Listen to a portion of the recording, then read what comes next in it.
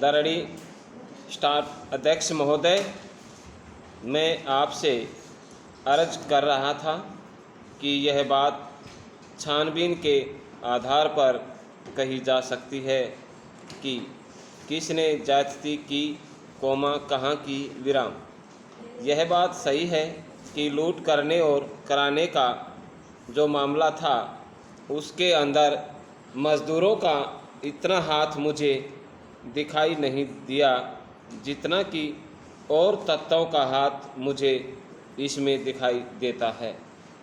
और वे तत्व क्या हैं, कौन है, यह छानबीन की बात है। और मैं समझता हूँ कि प्रशासन उसकी छानबीन करेगा और कर रहा है। और किसी भाई ने यह भी पूछा था कि कितने आदमी गिरफ्तार हुए, विराम। किसी ने यह भी पूछा था कि क्या किसी सरमाएदार ने अपने मकान में से किसी मज़दूर पर गोली चलाई कि जिसके कारण उसका सारा मकान जल गया या फर्श जल गया।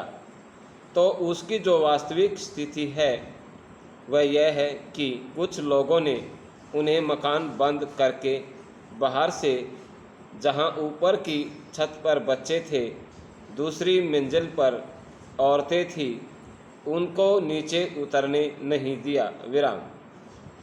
जब सारा मकान जलकर राख हो गया और उनकी जान बचाना मुश्किल हो गया तो पुलिस के एक जवान ने अपनी जान को खतरे में डालकर उन बच्चों और औरतों को ऊपर से निकाला, विराम। पैरा, मेरे मित्र ने कहा कि पुलिस तमाशा ही देखती रही और मदद नहीं की। यह बात ठीक नहीं है, विराम। जहाँ जहाँ पुलिस थी, अगर इस काम को रोक सकती थी उसने रोका है, विराम। लेकिन क्योंकि कुछ इलाके ऐसे थे जो इससे ज़्यादा प्रभावित हुए और जहाँ यह आग ज़्यादा लगी वहाँ पुलिस कम थी, इसलिए वह इसमें कामयाब नहीं हो सकी कि वह उस विद्रोह को रोक सकती, विराम।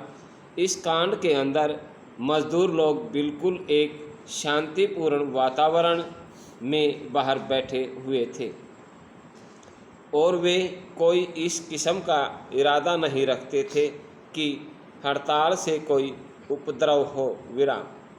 लेकिन कुछ ऐसे लोगों ने जो असामाजिक तत्व समझे जाते हैं और वे मौके की तलाश में रहते हैं और वे यह भी साबित करते हैं कि प्रशासन बिल्कुल बेकार है, बेबस है, कुछ इंतजाम नहीं कर सकता, यहाँ पर कानून व व्यवस्था की हालत खराब है।